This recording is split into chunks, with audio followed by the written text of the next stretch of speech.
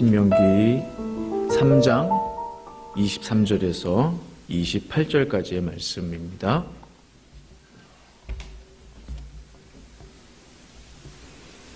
신명기 3장 23절에서 28절까지의 말씀입니다. 찾으신 줄 알고 저와 함께 교독하시겠습니다. 제가 23절 있습니다. 그때에 내가 여호와께 간구하기를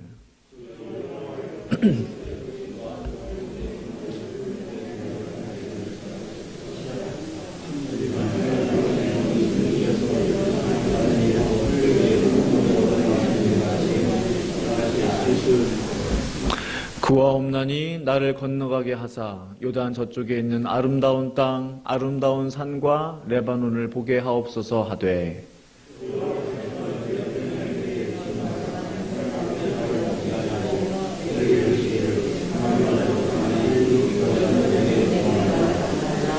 너는 비스가 산 꼭대기에 올라가서 눈을 들어 동서남북을 바라고 내 눈으로 그 땅을 바라보라. 너는 이 요단을 건너지 못할 것임이니라. 명령하고 그를 담대하게 하며 그를 강하게 하라. 그는 이 백성을 거느리고 건너가서 내가 볼 땅을 그들이 기업으로 얻게 하리라 하셨느니라. 아멘.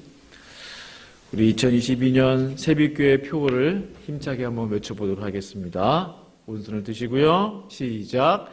말씀과 기도로 비상하는 교회. 말씀과 기도로 비상하는 교회. 아멘. 금주의 묵상 말씀, 주보를 보시면, 주보 뒷면을 보시면요, 있습니다. 같이 한번 읽겠습니다. 시작.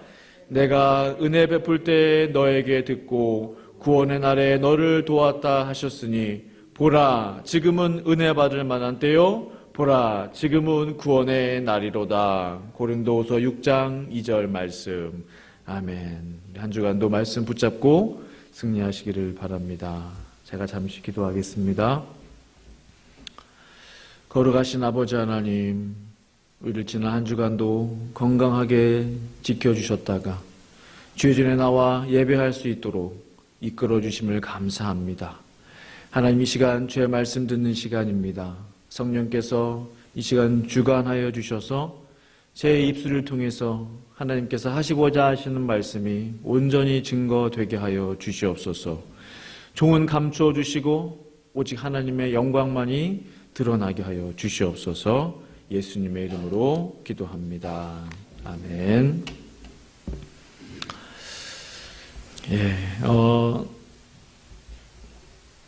저는 지난 한 오고 가는 시간 빼니까 한 열흘 정도 되는 것 같아요. 한 열흘 정도 한국을 방문하면서 이제 처가댁은 서울이고 저희 이제 부모님 계신 곳은 대전이고 그래서 서울과 대전을 오고 가면 꽤 멀더라고요. 예. 별로 시간상으로는 미국에서는 먼 거리가 아닌데 뭐 한 3시간 반 막히면 안 막히면 2시간 반 오고 가면서 부모님께 이제 인사드리고 또 시간 같이 보내고 또 건강검진도 좀 하고요.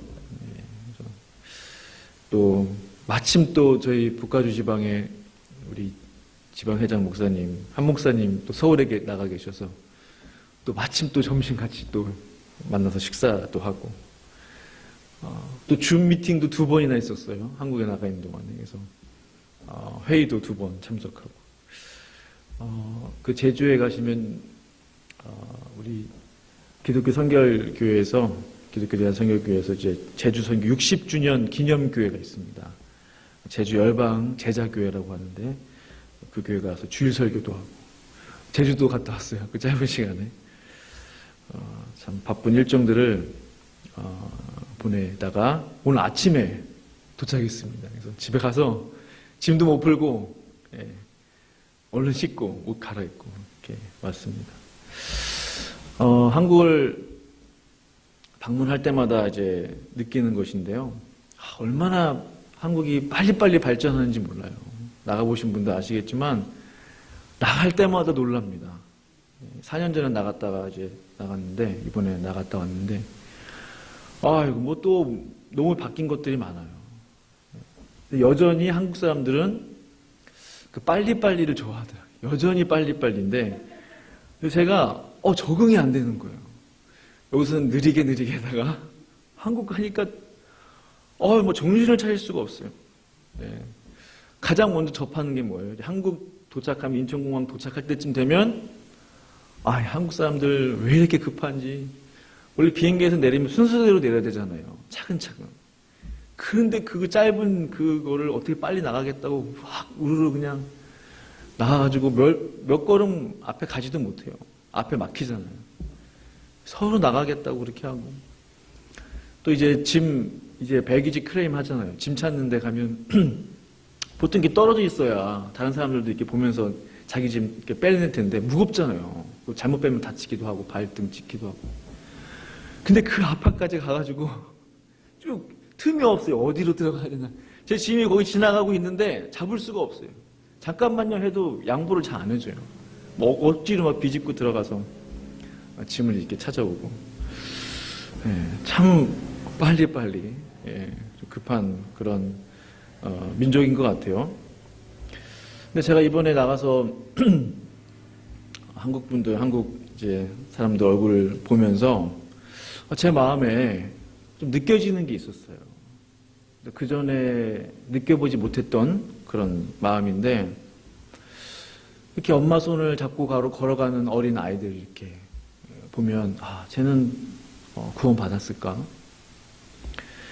또 무거운 책가방을 짊어지고 이렇게 등교하는 풋풋한 학생들 보면, 쟤는 예수님 믿을까?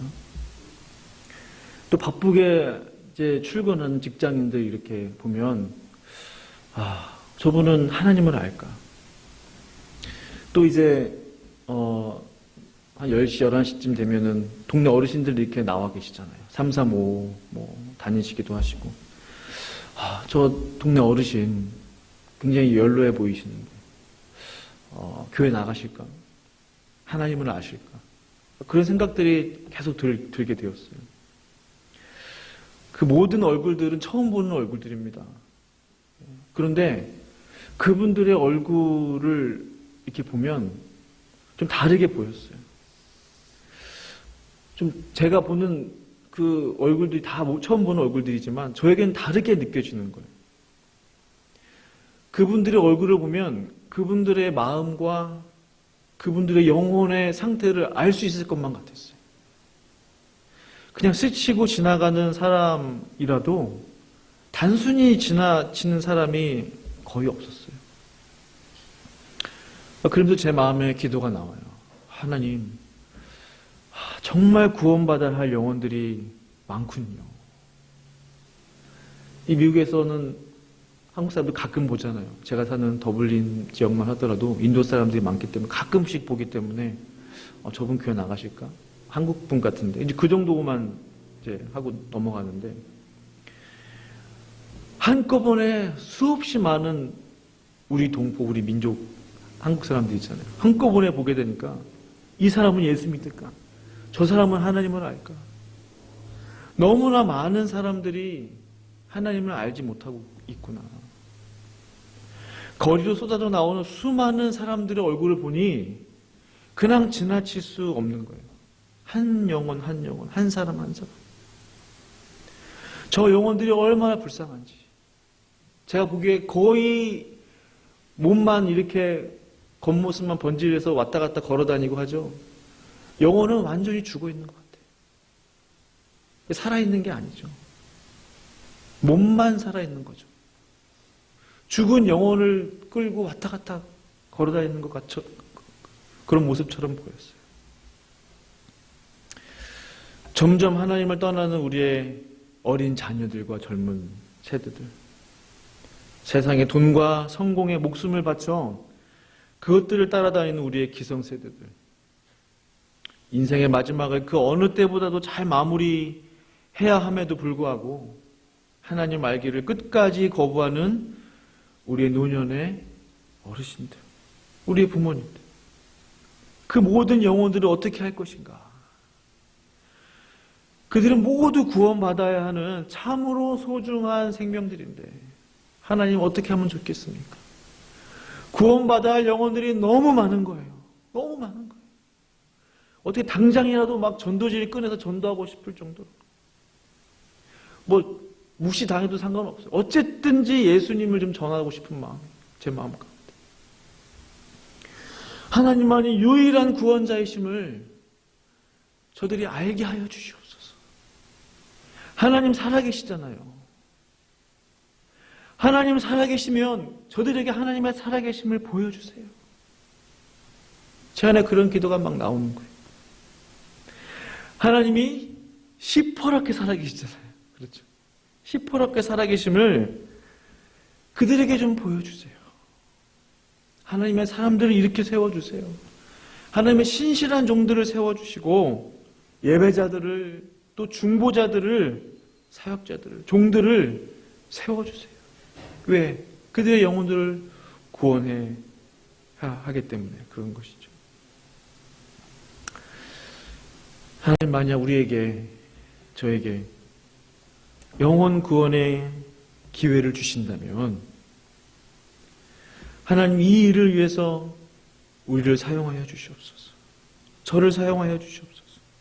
우리 교회를 사용하여 주시옵소서. 할 수만 있다면 한 영혼이라도 구원하는 일에 더욱 헌신할 수 있도록 주님, 우리를 좀 제발 써 주시옵소서. 우리를 좀 제발. 성도 여러분, 이러한 삶을 살아갈 수만 있다면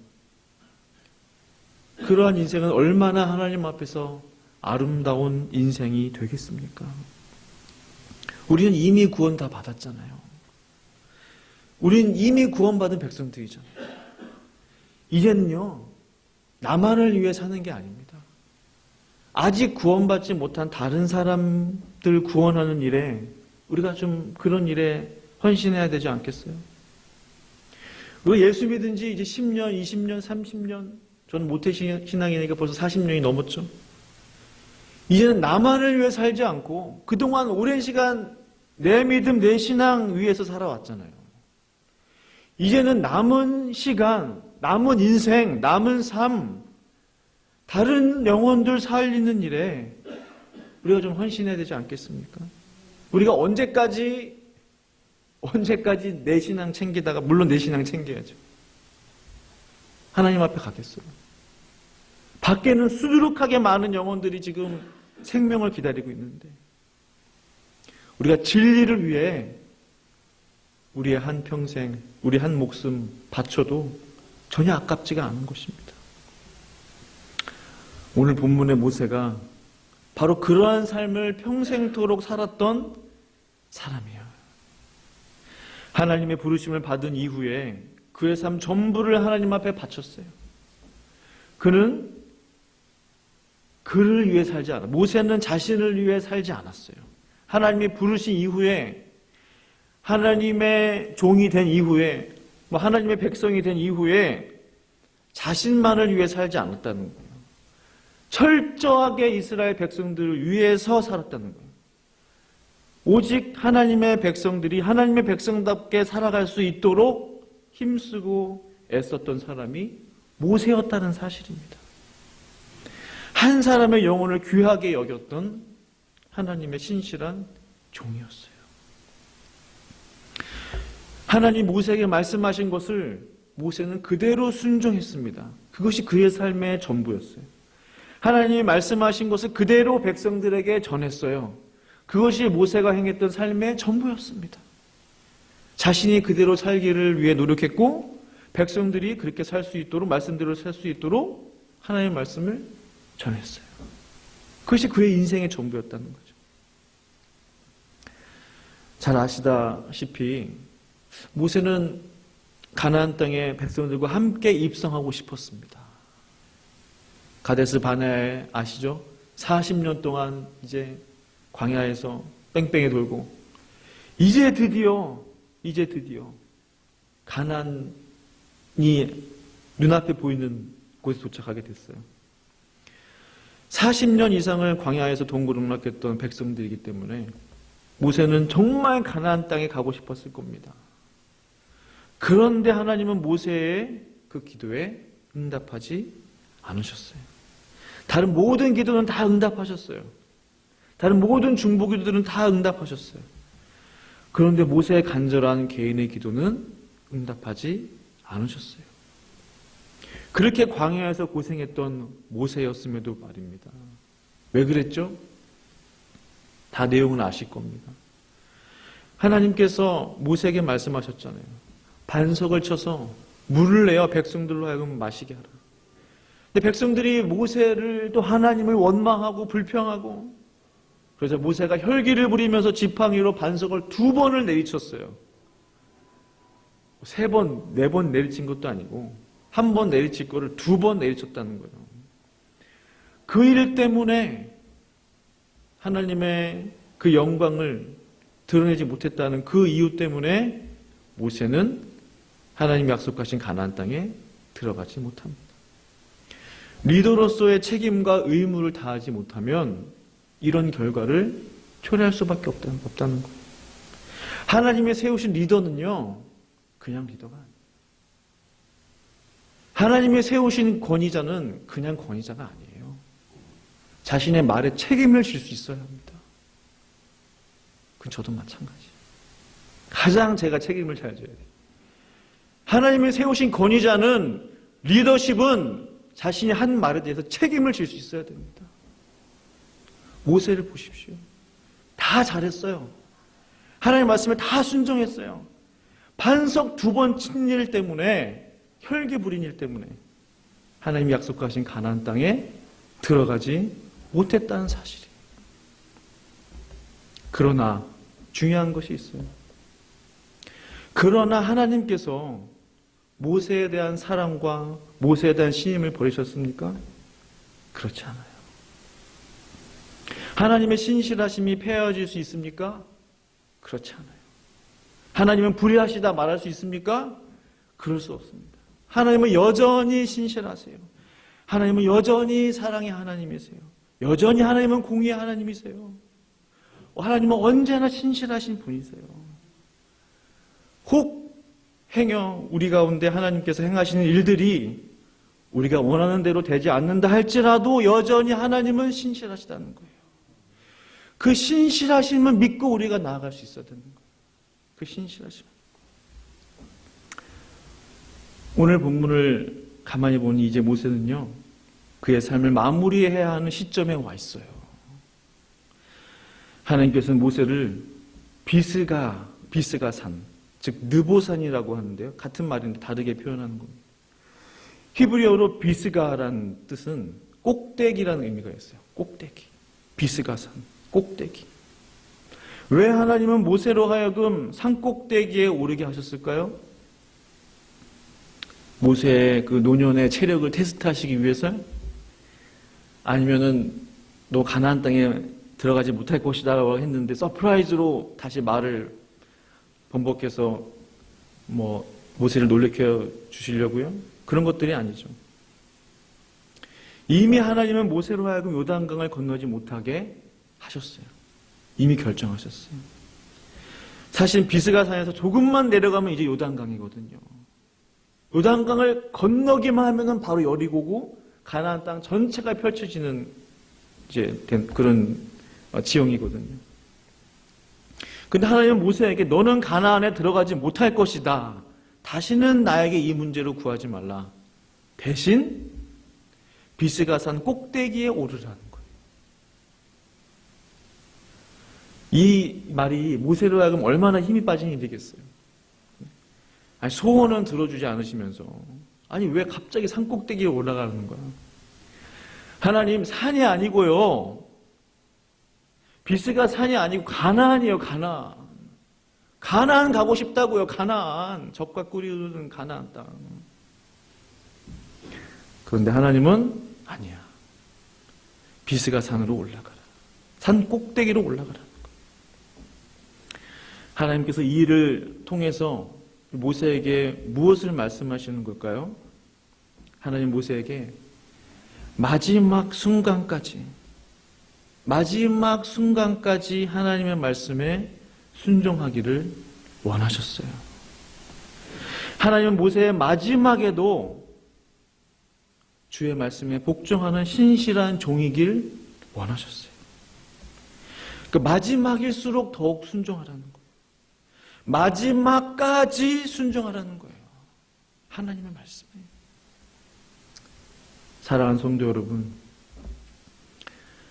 하나님 우리에게 무엇을 기대하시겠습니까? 내가 이루어 놓은 많은 업적, 내가 만들어 놓은 많은 일들입니까? 하나님이 그것을 보시면 기뻐하실까요? 내가 이루어 놓은 많은 일들을 보시고 참 잘했다 칭찬하시겠습니까? 그렇지 않습니다. 내가 어떻게 살아왔느냐? 내가 어떠한 마음가짐으로 살아왔느냐? 내가 얼마나 하나님께서 말씀하신 그 말씀대로 순종의 삶을 살아왔느냐? 하나님은 그것을 보시는 거예요. 단 10명, 수십 명의 그 작은 부족의 그 사람들을 위해서 평생토록 요한복음 성경 한 권을 번역하는 일, 그 누가 알아주겠어요? 그러나 그 일을 순종함으로 감당했다면 그것은 하나님 앞에 큰 일이에요. 세상 사람들은 알아주지 못한다 할지라도, 그 누구도 그를 기억하지 못한다 할지라도 하나님 앞에서는 정말 큰 일이에요. 왜죠? 하나님이 맡기신 그 일, 하나님 명령하신 그 일을 끝까지 순종함으로 해냈기 때문입니다. 하나님 일에 많고 적음해 가지고 하나님의 칭찬이 많아지시고 적어지시는 게 아니에요. 하나님 맡기신 그 일에 대해서 우리가 얼마나 우리의 신실함을 보였느냐, 얼마나 우리의 마음을 다해서 하나님의 뜻대로 순종했냐, 그것을 보신다는 거죠. 세상 사람들은 몰라준다 할지라도요, 하늘나라에서는 반드시 기억되는 하나님의 놀라운 그런 일들이라는 거죠. 이 땅에서 무명한 자가요, 하늘나라에서 유명한 자가 될 수 있어요. 이 땅에서 유명했던 자가 하늘나라에서는 전혀 이름도 모르는 무명한 자가 될 수 있다는 사실입니다. 그 기준이 무엇이냐는 거예요. 하나님이 그에게 말씀하신 것을 온전히 순종하며 살았느냐, 살지 못했느냐. 이스라엘 최고의, 아니 역사상 이만한 리더가 없을 정도로 위대했던 리더가 모세였잖아요. 모세. 하나님 앞에서 그분의 말씀에 순종해야 하는 종에 불과했어요. 그토록 위대했던 모세라 할지라도, 그토록 놀라운 역사상 이만한 리더가 없을 정도로 큰 종인 모세라 할지라도 하나님의 말씀 앞에서는 순종해야 하는 종에 불과하다는 거예요. 그와 같이 위대한 종이면 조금이라도 교만한 생각이 들 수도 있지 않겠습니까? 그러나 그는 하나님 앞에서 끝까지, 마지막까지 순종을 보였다는 사실입니다. 느보산에 오르라 하면 오르는 거예요. 내려가라 하면 내려가는 겁니다. 요단강을 건너가라 하면 건너가는 거예요.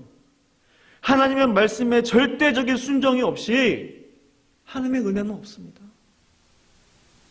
예수님은 하나님의 말씀에 절대적으로 순종하셨어요. 절대적인 순종의 모범을 보이신 분이 예수님이에요. 그런데 우리는 하나님의 말씀에 절대적인 순종을 보이려 하지 않아요. 순종하고 싶은 것만 순종해요. 믿고 싶은 것만 믿고 싶어 해요. 내가 믿게 거북한 것은 믿지 않아요. 골라 믿어요. 그럼 어떻게 되겠습니까? 우리의 믿음이 불균형을 가져다 줘요.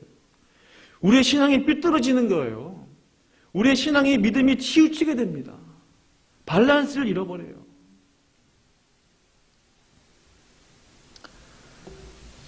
전능하신 하나님은 우리가 어디서 어떻게 죽음을 맞이할 것인가, 그 누구보다도 잘 아시는 분이십니다. 하나님, 모세가 그 비스가 산에서 그의 인생을 마무리하게 될 것이라는 사실을 알고 계셨어요. 그것이 하나님의 뜻과 계획이었습니다. 모세는 자신의 마지막 시간이 다가오고 있음을 잘 알고 있었죠. 비스가산 꼭대기에 오르기를 주저하지 않았습니다.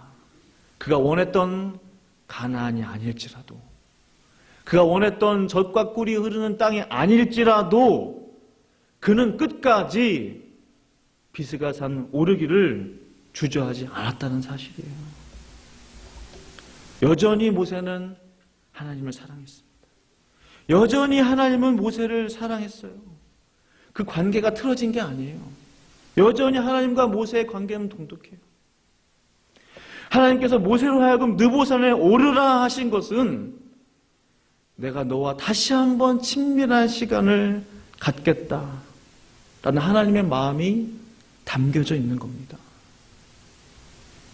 그것은 마치 과거 시내산에서 하나님께서 모세를 만나 주셨던 것을 떠올리게 됩니다. 모세는 시내산에서 하나님의 음성을 들었어요. 하나님의 영광을 보았어요. 하나님이 써주시는 십계명을 돌판을 직접 받아봤어요. 그때처럼 모세가 하나님과 가까이 있었던 때가 없었던 것 같아요. 하나님의 영광을 보지 않았습니까? 하나님은 다시 한번 모세에게 지금 그것을 말씀하시는 거예요. 내가 너와 다시 한번 가까워지고 싶다. 산에 오르라. 산 꼭대기에 오르라는 거예요. 노년의 모세와 함께 하나님은 다시 한번 친밀한 시간을 갖기 원하셨어요. 일이 아니라 관계라는 겁니다. 이루어놓은 업적이 아니라 하나님과의 관계라는 거예요.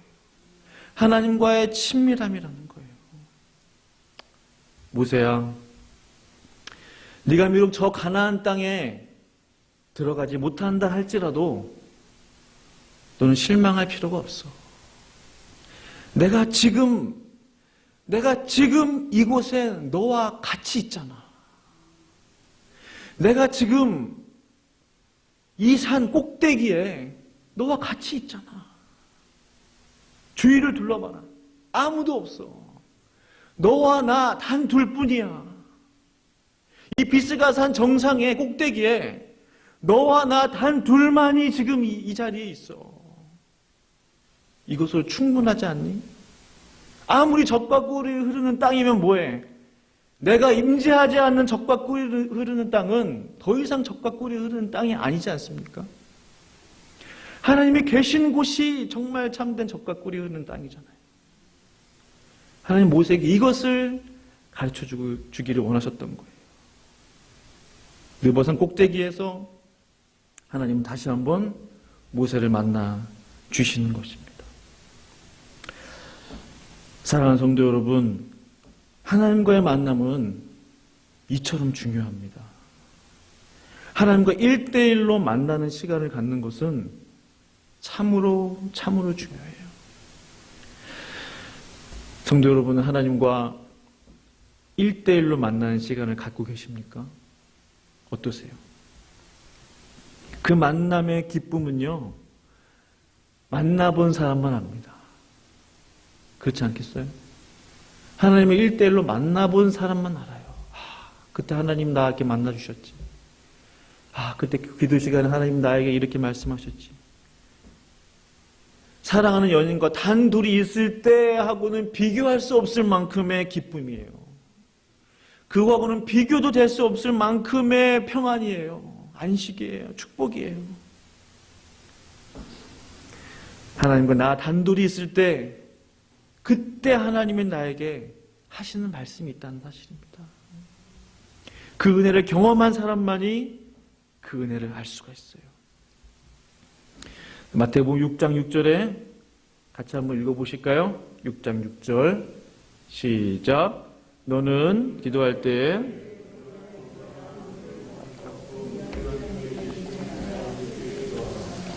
은밀한 중에 보시는 내 아버지께서 갚으시리라. 아멘.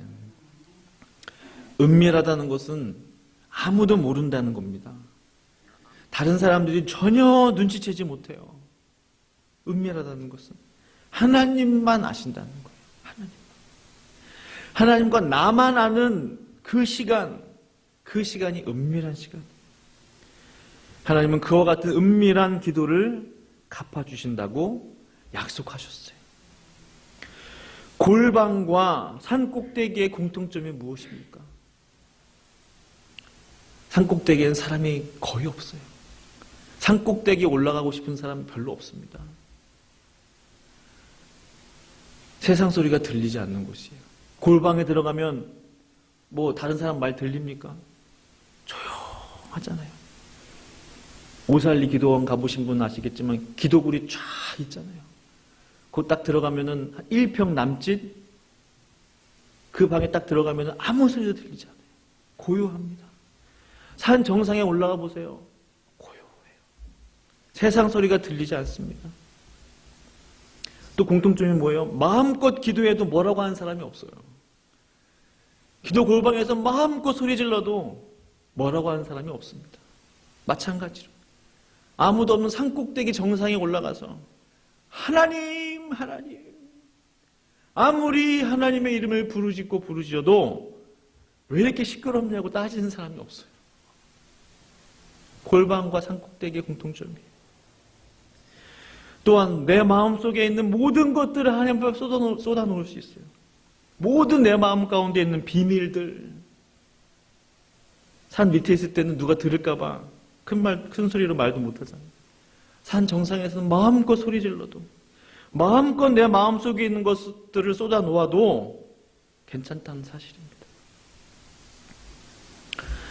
내 삶에 때로는 위기가 찾아올 때가 있어요. 그렇죠? 내 인생에 문제가 생길 때가 있어요. 그렇다면 바로 지금이, 바로 그때가 모세와 같이 산 꼭대기에 올라가야 하는 때인 것입니다. 내 삶이 공고합니까? 내 인생이 문제가 많나요? 걱정이 많나요? 염려가 많습니까? 바로 지금이 하나님과 단둘이 만나야 하는 시간인 것입니다. 아니 그럼 목사님 산꼭대기에 어떻게 올라갈 수 있습니까? 우리 집 주변에는 산은커녕 동산도 하나 없는데 골방과 산꼭대기의 공통점을 한번 생각해 보시죠. 골방에서 기도할 때마다 개인적으로 하나님 앞에 나아갈 때마다 내가 산꼭대기에 서서 하나님을 부르리라 라는 그 심정으로 하나님을 부르라는 거예요. 정말 하나님을 만나기 원하십니까? 정말 하나님을 만나기를 원하세요? 저는 더 하나님을 만나야 돼요. 더 만나고 싶어요. 지금보다 더 하나님을 만나야 돼요.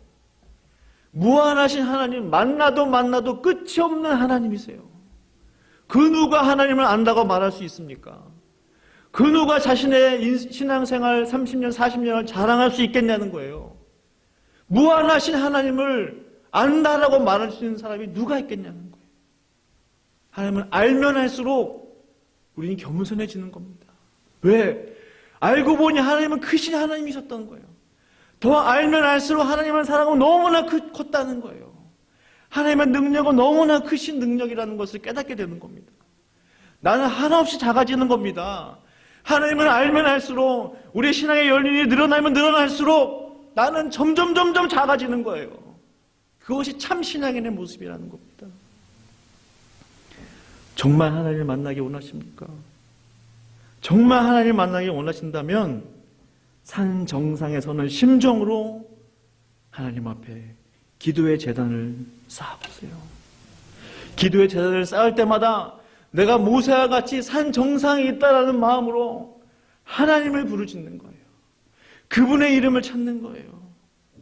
그때 하나님 모세를 만나 주셨던 것처럼, 하나님 모세에게 하나님의 영광을 보여주셨던 것처럼 기도의 골방을 쌓는 성도들에게 하나님은 반드시 심령의 간절한 소원에 응답해 주실 줄로 믿습니다. 고난의 시간에 벼랑 끝에 서서 삶을 포기하려 하지 말고, 벼랑 끝에 서는 게 아니고 낭떠러지에 서는 게 아니고 오히려 하나님과 가장 가까운 산 정상에 올라가는 거예요. 하나님과 가장 가까운 산 꼭대기에 오르는 겁니다. 꼭대기에 올라서 하나님과 결판하는 거예요. 하나님이 이기나 내가 이기나, 야곱처럼 하나님 응답해 주시든지 나를 어떻게 치시든지 하나님 앞에 매달리는 겁니다. 몸부림치는 겁니다. 그때 하나님께서 반드시 응답해 주실 줄로 믿습니다. 이 은혜가 저와 우리 새벽교회 성도님들 가운데 가득하기를 간절히 축원합니다. 우리 함께 기도하시겠습니다.